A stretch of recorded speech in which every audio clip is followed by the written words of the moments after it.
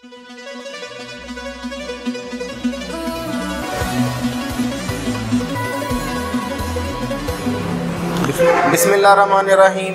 अल्लाहुम्मा सल्ली अला मुहम्मद व आले मोहम्मद। मैं हूं नासिर जड़ नासिर और आप देख रहे हैं हमारा यूट्यूब चैनल सियासत इबादत। आज आपसे जो डिस्कस होगी वो एक तो आज की जो अदालती कार्रवाई है उस पर हम बात करेंगे, चीफ़ जस्टिस साहब के जो रिमार्क्स थे, और इसके अलावा इमरान रियाज़ ख़ान की जो गुमशुदगी है उसके हवाले से कल उनके वकला ने प्रेस कॉन्फ्रेंस की है, उसको हम डिस्कस करेंगे। फ़याज़ हसन चौहान साहब जो कि PTI छोड़ चुके हैं, उनके हल्के में सर्वेज़ हुए हैं 2-3, उसका थोड़ा सा जिक्र करेंगे। और आज कल 9 मई से लेके अब तक जो नून लीग की तरफ से एक फ़ौज की मोहब्बत का, शहदा की मोहब्बत का एक राग अलापा जा रहा है, बेमकसद राग अलापा जा रहा है, इस पर भी बात करेंगे। साथ साथ ऑडियो वीडियो तमाशे जो लगे हुए हैं उसमें इफ्तिखार दुरानी साहब की एक ये बात तो वैसे करनी भी नहीं चाहिए, लेकिन इंतहाई घटिया बात है ये कि उनके मिसेस के साथ जो एक वीडियो रिलीज़ हुई है उस पर थोड़ी सी बात करेंगे। अच्छा जी, इससे पहले बात करने से पहले मैं एक और पॉइंट क्लियर करता जाऊं अपने सुनने वालों के लिए। हमारे चैनल का नाम है सियासत इबादत।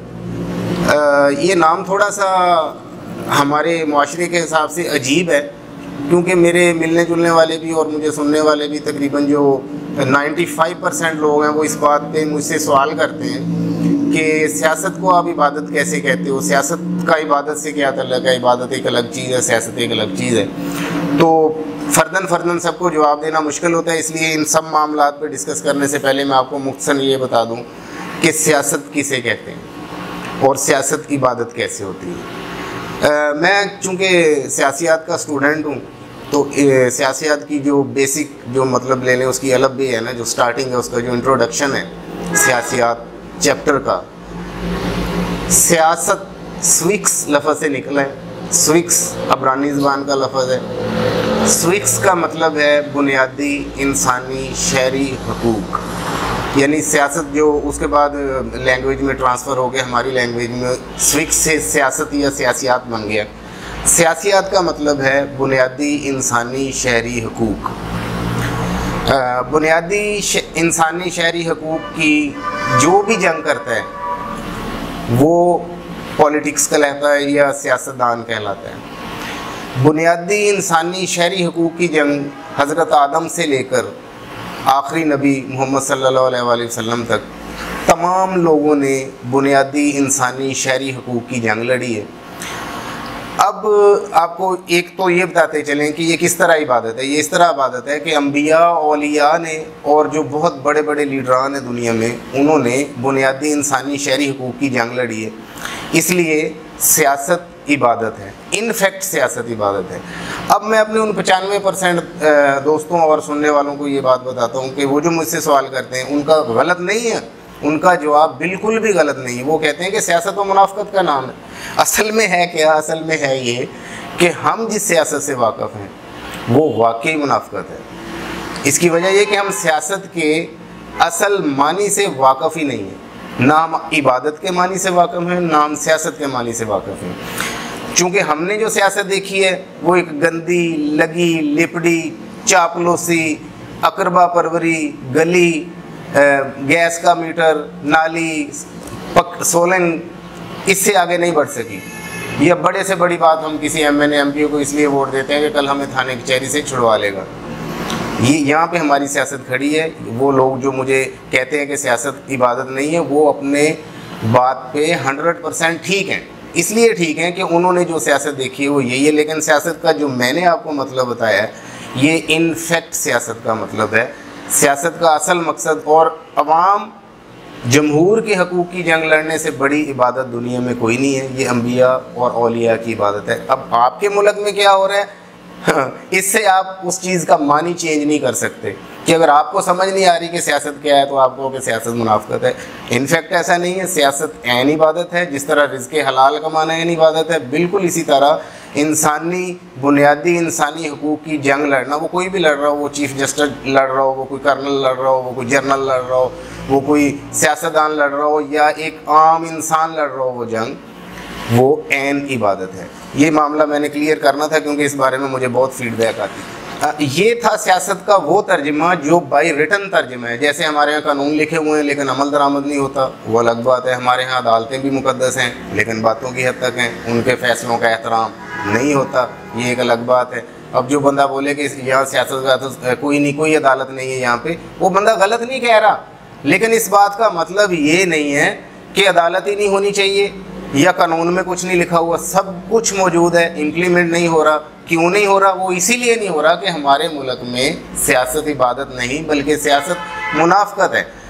अच्छा, इसमें कसूरवार हम भी हैं, वो इसलिए कि हमारे बुनियादी इंसानी शहरी हकूक़ पामाल हो रहे हैं, हम आवाज़ ही नहीं उठाते। अगर हम आवाज़ उठाते हैं तो हमें आवाज़ उठानी भी नहीं आती, हमें अपने पुरअमन जमहूरी हक लेने का तरीका भी नहीं आता, हमें किसी ने बताया ही नहीं। क्योंकि जिन्होंने बताया माजी में जो कुछ चल रहा था वो डंडे सोटे की सियासत थी। वो ये था कि मुखालफों के घर के आगे नारे लगाने, उनकी कोई दुकान जला देनी है, उनके घरों पे हमारे पोस्टर लगेंगे, इस बात की लड़ाइयाँ। कभी पानी पीने पिलाने पे झगड़ा, कभी घोड़ा आगे बढ़ाने पे झगड़ा, जैसे लामा साहब ने कहा। अच्छा, सियासत मुनाफकत कैसे है? वो ऐसे है कि जिस तरह अभी मैंने आपसे डिस्कस किया था इफ्तिखार दुरानी साहब की बात का, कि उनकी घर की उनकी मिसेज़ के साथ वीडियो ओपन कर दी गई है। कौन ये वीडियोस बनाता है, क्यों ओपन करता है, और ये होनी चाहिए या नहीं होनी चाहिए? जब किसी की चादर चार दीवारी का कोई तकद्दस नहीं रहेगा, महकमे चंद लोगों पे बजाय इसके कि जिसका उन्होंने हलफ लिया हुआ है, तमाम अदारों की बात करूँ जिसमें इसमें सभी शामिल हैं, जिस चीज़ का वो हलफ लेके आते हैं, जिस चीज़ की हम उनको तनख्वाह देते हैं, जिस चीज़ का कल जिक्र भी किया इमरान रियाज खान के वकाला ने प्रेस कॉन्फ्रेंस में, वो ये है कि वो हमारे हकूक़ का, यानी अवाम, मैं अवाम हूँ, हमारे हकूक़ का तहफ़्फ़ुज़ किया जाए। इदारों का मकसद है हमारे हकूक़ का तहफ़्फ़ुज़ करना, ना कि हमारे बड़ों की, हमारे बुज़ुर्गों की, हमारे बच्चों की तज़लील करना, हमारी औरतों की तज़लील करना, चादर चार दीवारी के हकूक़ पामाल करना। हम इस चीज़ की तनख्वाहें नहीं देते। जो कुछ हो रहा है ये है सियासत मुनाफकत के हिसाब से हो रहा है। मैं सलाम करता हूँ लोगों को जो मुझे कहते हैं कि नहीं सियासत इबादत नहीं है, वो सवाल तो करते हैं कम अज़ कम। वो अपनी जगह पे बिल्कुल ठीक है। जहाँ ऐसा हो रहा हो, जहाँ पे लोग एक सियासी पार्टी को छोड़ के जा रहे हों और कह रहे हो हम पे कोई दबाव नहीं है, लेकिन उनकी बॉडी लैंग्वेज चीख चीख कर कह रही हो कि ये बयान ही दबाव के नतीजे में दिया गया है, और वो नाम ना ले सकते हो कि हम पे दबाव किसका है, अदालतें फैसले ना कर सकती हों, वो मजबूर हों और वो कह भी ना सकें कि हम किसके दबाव में हैं, तो वहाँ पे सियासत मुनाफकत ही होती है, सियासत इबादत नहीं होती। लेकिन जो मैं अपनी बात पे बज़िद दूँ कि सियासत इबादत का जो मैंने आपको मतलब बताया वो ऐन दुरुस्त मतलब है, ऐसा होना चाहिए, ऐसा दुनिया में एक्सरसाइज हो रहा है। जहाँ पे अदालतें इंसाफ प्रोवाइड कर रही हैं, उनका जो सोशल सिस्टम है वो ऐन इबादत है। जो रियासत अपने शहरियों के हकूक़ पामाल नहीं कर रही, ना कि रियासत का ये काम है, रियासत का काम है अपने शहरियों को हकूक़ प्रोवाइड करना। जो रियासतें अपने अवाम को, अपने जमहूर को उनके हकूक़ प्रोवाइड कर रहे हैं, वो सियासत ऐन इबादत है। हमें वो सियासत सीखने की ज़रूरत है। बात बहुत लंबी हो जाएगी, वीलॉग लंबा हो जाएगा। हम आते हैं आज की अदालती कार्रवाई की तरफ। आज अदालत में कार्रवाई हुई, उसमें 5 जजेस उस पैनल में शामिल थे। चीफ जस्टिस अता उमर बंदयाल साहब इस मामले को लीड कर रहे थे। तो अटार्नी जनरल ने आके ये ऑडियो वीडियो के मामले की थी, इस पर आज अदालत में ये मामला पेश हुआ था। तो इस पर जो अटार्नी जनरल हैं उन्होंने आके आते साथ ही ये अदालत की कार्रवाई शुरू होते ही ये बात उन्होंने आके कही कि चीफ जस्टिस को इस मामले से अलग कर दिया जाए, तो बाकी पैनल इसकी समाअत करे। तो ये एक वैसे ही मज़हक़ा खेज़ बात थी जिस पे चीफ जस्टिस साहब ने बहुत सख्त रिमार्क्स दिए। उन्होंने कहा कि आप आराम से बैठ जाएं, हम जज हैं, मैं चीफ जस्टिस हूँ, मैं बेहतर जानता हूँ आपसे कि मेरे हकूक़ क्या हैं, मेरे आइनी और कानूनी तकाज़े क्या हैं, मैं उसके मुताबिक फ़ैसला करूँगा, आपकी मर्ज़ी के मुताबिक नहीं। बस बहुत हो गया, अब ये रवैया छोड़ दें कि आप जजेस से अपनी मर्ज़ी के मुताबिक फ़ैसले लेंगे। आपने अदलिया में फूट डलवाने की, वकला में फूट डलवाने की बहुत कोशिश कर ली है, पार्लिमानी सतह पे भी आपने हर तरह की कोशिश कर ली और हर तरह का दबाव दे के भी आपने देख लिया।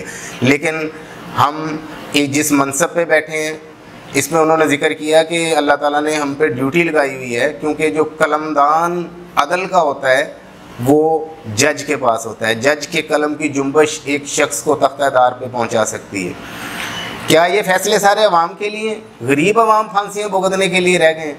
क्यों नहीं उन लोगों के फैसले होते? कौन लोग हैं जो कानून से ज़्यादा ताकतवर हैं? कानून इतना बेबस क्यों है? अच्छा जी, अदालत में फिर जो जज साहबान के और दीगर जो जजेस थे, 5 टोटल जज थे जिसको लीड कर रहे थे चीफ जस्टिस अता उमर बंदयाल साहब, उनके जो सख्त रिमार्क्स हैं, इसके बाद फैसला महफूज कर लिया गया और फैसला आज ही सुनाया जाएगा। अच्छा, अब आप ये मत समझें कि ये अदालतें बहुत अच्छी हो गई, यहाँ कोई भी अच्छा नहीं है। मैं अवाम हूँ, अवाम से लेके ऊपर से लेके नीचे तक टोटल दाल काली है। हम खुद बेईमान हैं, मैं छोटा सा चोर हूँ, मेरे साथ वाला मेरे से ज़रा बड़ा चोर है और हमारा हुक्मरान सबसे बड़ा चोर है। यहाँ पे पूरा सिस्टम करप्ट है। अब ज़रूरत है सिस्टम को बदलने की। बात घर पे आती है तो बिल्ली अपने बच्चों पे पाँव रख लेती है। अब चीफ जस्टिस साहब की सास का मामला आ गया तो आज उनको सारे आइन कानून याद हो गए। ये 1 साल से 1.5 साल से जो मामला चल रहे हैं, जो आम आवाम की इज़्ज़तें नीलाम हो रही हैं, उन पे कभी चीफ जस्टिस साहब को हमदर्दी नहीं आई। अब बात घर पे आ गई है तो अब सबको आयन भी याद आ गया, कानून भी आ गया। बहरहाल अब अदालतों को भी राह रास्त पे आना पड़ेगा। उसकी एक वजह है, उसकी वजह ये है कि इमरान खान एक शख्स नहीं बल्कि एक शख्सियत बन चुके हैं। हालात जो भी हों, ये मुसलसल नहीं रहने वाले, ये बात रोज़े रोशन की तरह यहाँ है। इसमें से आप एक और बात लें कि जो लोग छोड़ के जा रहे हैं पीटीआई को, बजाय इसके कि पीटीआई के सोशल मीडिया का जैसे माना जाता है कि वो जिन्नात हैं, ठीक है, वो जिसके ख़िलाफ़ होते हैं उसको ये कर देते हैं, वो कर देते हैं, ये पार्टी सोशल मीडिया पार्टी है, ये बात यहाँ तक थी। लेकिन अब क्या हो रहा है, जो लोग छोड़ के जा रहे हैं, एक बात खान साहब ने की है कि जो जाना चाहता है चला जाए। वो ही पीटीआई के कारकुन उनके साथ हमदर्दियाँ कर रहे हैं। आप सोशल मीडिया चेक करें, ट्विटर चेक करें, वो लोग हमदर्दी कर रहे हैं कि हम जानते हैं कि लोग मजबूर हैं। हाँ, ये अलग बात है कि कुछ हलकों में जो जज्बाती कारकुन हैं वो इसका शिद्दत से भी रिएक्ट कर रहे हैं कि 4 दिन जेल नहीं इनसे काटी गई और ये वजारतें लेने के लिए साथ साथ होते हैं। इसमें फवाद चौधरी और दीगर का भी वो जिक्र करते हैं। तो अब इनको एग्रीमेंट्स याद आ गए, समझौते याद आ गए, ये भी बात हो रही है। लेकिन ज़्यादातर जो अवाम है वो ये कह रही है कि भाई हर बंदा मजबूर है। अगर चीफ जस्टिस जिसके आसपास गार्ड भी है, जिसको गवर्नमेंट ने गाड़ी दी हुई, गवर्नमेंट ने बंगला दी हुई, गवर्नमेंट ने सहूलतें दी हुई, हमारे पैसों ये सारा हो रहा है, वो बेचारे जज बैठे डर रहे हैं, तो एक रेडी वाला क्या नहीं डरेगा, जिसको कोई तहफ़्फ़ुज़ ही नहीं है, जिसको तो अपने बच्चों के खाने की फ़िक्र है, जिसकी तो बिलों, बिजली गैस के बिलों से ही जान नहीं छूटती, जिसको तो मोटरसाइकिल में पेट्रोल अव्वल तो है नहीं बहुतों के पास, जिनके पास है। मैं उन अवाम की बात कर रहा हूँ, मैं मिडिल क्लास की भी नहीं, मैं उस तबके की बात कर रहा हूँ जो बिल्कुल दबा हुआ और निचला तबका है। उनकी तो आवाज़ ही खैर कोई नहीं है। मैं बात ये कर रहा था कि अल्लाह ताला कहता है कि जैसी अवाम वैसे हुक्मरान।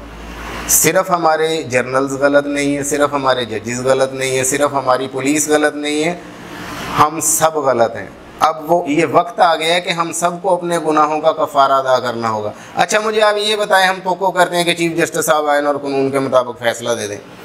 जब पीटीआई के लोग जो तहरीक इंसाफ के नाम से खड़े हुए हैं वो पीटीआई को छोड़ के जा रहे हैं, तो जज को क्या तकलीफ़ है मरने की? उसके बीवी बच्चे नहीं, उसका घर बार नहीं। अगर उस्मान डार पे मुश्किलात हैं, मलिका बुखारी पे मुश्किलात हैं, या दीगर रहनुमा जो छुपते फिर रहे हैं उन पे मुश्किलात हैं, तो क्या जज इंसान नहीं? आप उनसे तवक्को कर रहे हो कि अदले फ़रूकी की मिसाल कायम कर दें? आप अपनी औकात तो देखो कि आप खड़े कहाँ पे हो। एक शॉपिंग मॉल में आप एक रिंग लेने चले जाएँ, वहाँ से 800 की आपको रिंग मिलेगी, चुप करके पैसे देंगे, बिल बनवा के घर वापस आ जाएंगे। वही रिंग आपको एक रेडी वाला 200-250 रुपये में देगा, वहाँ आपको सारी हदीसें याद आ जाएंगी। उसको सुनाएंगे, आप हदीसें सुनाएंगे कि जी वो बहस करना चाहिए, इतनी बहस करनी चाहिए कि पसीना आ जाए। ये बात आपको प्री प्लान तरीके से सिखाई गई है। मैं आपको बताता हूँ नबी पाक की असल हदीस। नबी पाक का फरमान है कि अगर कोई गरीब आदमी हो, आप उससे कोई चीज़ खरीदें हो तो उससे ज़्यादा दे के लें। ये आपको कोई नहीं बताएगा, क्योंकि मुल्ला आपको ये नहीं बताएगा, उनके अपने दुकानदारी के मसले हैं।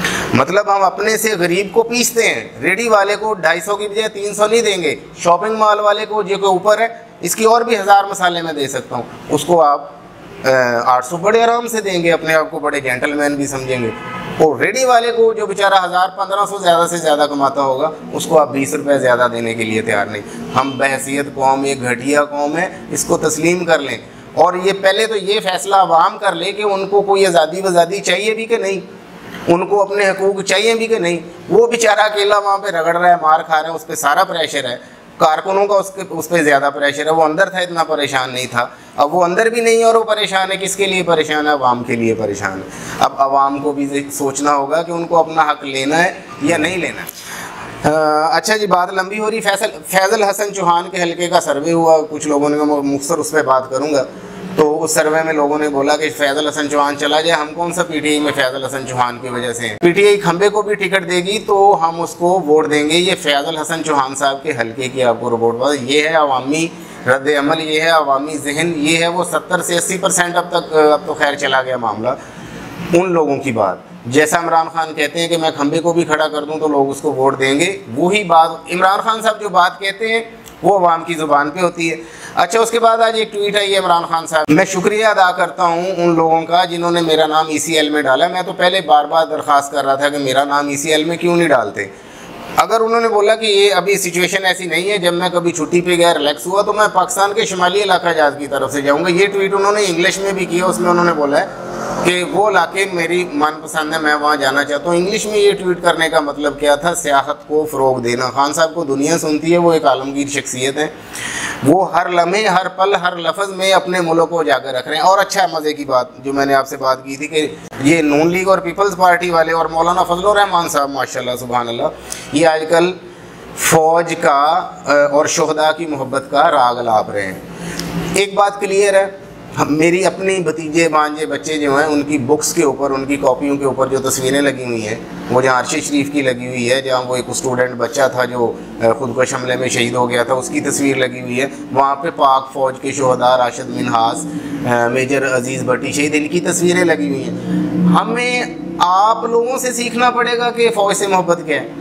खान साहब के पीछे लोग खड़े हैं, खान साहब ने कहा कि अदारे पाकिस्तान के लिए ज़रूरी हैं, सब लोग जानते हैं ज़रूरी है। खान साहब ने ये बात क्लियर कट कह दी थी कि मुझसे भी ज़्यादा पाक फ़ौज और अदारे ज़रूरी हैं। खान साहब की पूरी स्ट्रगल जो उनकी सियासी स्ट्रगल है वो खड़ी ही इसी बात पे है कि पाकिस्तान में अदारों को मजबूत होना चाहिए। अब भी वो एक इदारे, यानी सुप्रीम कोर्ट भी एक अदारा ही है, अब भी वो एक इदारे से ही तोको लगा के बैठे हुए हैं।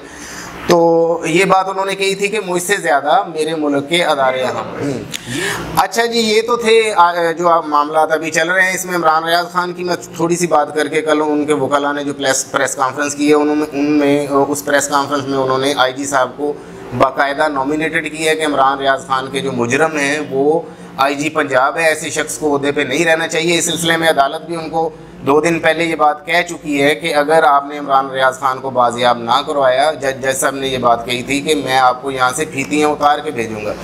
बिल्कुल वैसे ही कल उनके जो इशफाक साहब हैं और एक उनके साथ जूनियर वकील थे उन्होंने बड़ी धुआंधार किस्म की प्रेस कॉन्फ्रेंस की है, जिसमें उन्होंने ये मुतालबा किया है कि इन IG साहब को अपनी पोजीशन पे नहीं रहना चाहिए, ये डायरेक्ट मुलव्वस हैं इमरान रियाज खान के अगवा में। अच्छा जी, अब जो ये तो सारी सूरत हाल थी। अच्छा जी, अब हम आपको बताते हैं कि जो मिलियंस डॉलर क्वेश्चन है वो ये है कि आगे क्या होने जा रहा है। क्या इलेक्शन नहीं करवाए जाएंगे? क्या PTI को ख़त्म कर दिया जाएगा? क्या इमरान खान को माइनस कर दिया जाएगा? तो आपको ये बात क्लियर करते जाएं। वो क्यों मैं ये बात कर रहा हूँ, इस पर भी आपको थोड़ा सा मैं हिंट्स दूँगा। नंबर 1 तो ये कि PTI कभी ख़त्म नहीं होगी, क्योंकि PTI नज़रिया कभी ख़त्म नहीं होता, ये दुनिया की हिस्ट्री बताती है। दूसरी बात ये कि ये जमात बैन नहीं होगी। माजी में भी जमातें बैन हुई थी, वो आज भी अपने वजूद के साथ किसी न किसी तरीके से सर्वाइव कर रही हैं, और बल्कि अच्छे तरीके से सर्वाइव कर रही है। इसलिए इस जमात को बैन नहीं किया जा सकता, क्योंकि ये मुमकिन नहीं है कि 70 से 80% अवाम की तर्जमान जमात को आप किसी भी हीले बहाने या किसी भी तरीके से बैन कर दें, ये भी नामुमकिन है। ना ही इमरान खान साहब को इस मुल्क की सियासत से बैन किया जा सकता है। मैं ये बात किस वजह से कह रहा हूँ, गैर मुसद्दका ज़राए की एक रिपोर्ट है, वो आपको साफ़ी के अपने ज़राए भी होते हैं, हमें भी कुछ खबरें मिलती हैं। उन खबरों के हिसाब से आपको मैं ये बात एक इंकशाफ करने जा रहा हूँ कि आर्मी इस्टेब्लिशमेंट और इमरान खान साहब के दरमियान में जो बर्फ़ थी वो अब पिघलना शुरू हो गई है। वो कैसे पिघलना शुरू हो गई है?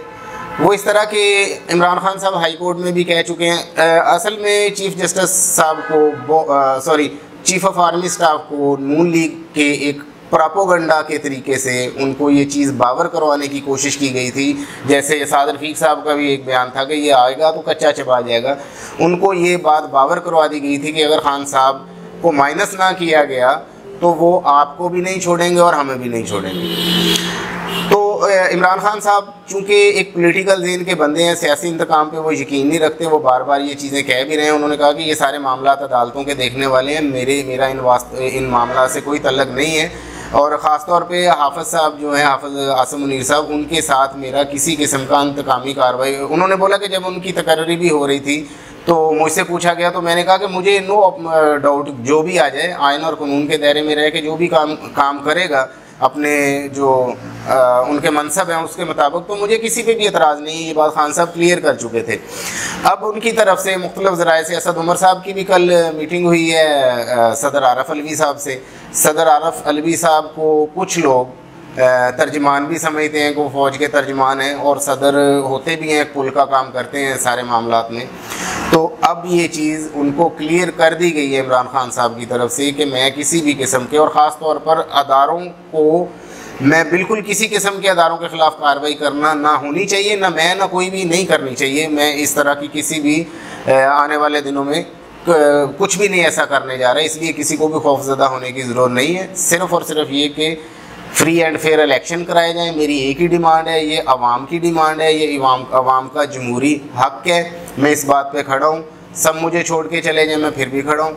ये उन्होंने बिल्कुल क्लियर कर दिया और ये बात अब जो इस्टेब्लिशमेंट के आला हल्के हैं उनकी भी समझ में आना शुरू हो गई है। और इसमें जो जिस वजह से ये मामला उस तरफ गए हैं उसमें 9 मई के वाक़यात बहुत ज़्यादा हैं। अब ये प्री प्लान्ड कार्रवाई किसने की, किसने ये सारा मंज़र जो आपको नज़र आ रहा है धूल की शक्ल में, जो इंशाल्लाह भी जल्द ही बहुत जल्द ये धूल छटने वाली है और सारी रौनकें दोबारा बहाल होने वाली हैं। अवाम उसी तरह आज़ादी के साथ सांस लेगी इस माहौल में, अवाम पे से ये दबाव ख़त्म हो जाएगा और ये करना पड़ेगा। ये हमारी सिक्योरिटी एजेंसियाँ, ये हमारी अदलिया, ये हमारी पुलिस, ये हमारे महकमे, ये इनकी ज़िम्मेदारी बनते हैं और आवाम को रिलीफ देना, प्रोटेक्ट करना, अब इनको ये करना पड़ेगा। मुझे इजाज़त दीजिए, आज तक के लिए इतना ही। फिर मिलेंगे अपने नए व्लॉग में। अपना और अपने इस चैनल का ख्याल रखें। पाकिस्तान जिंदाबाद।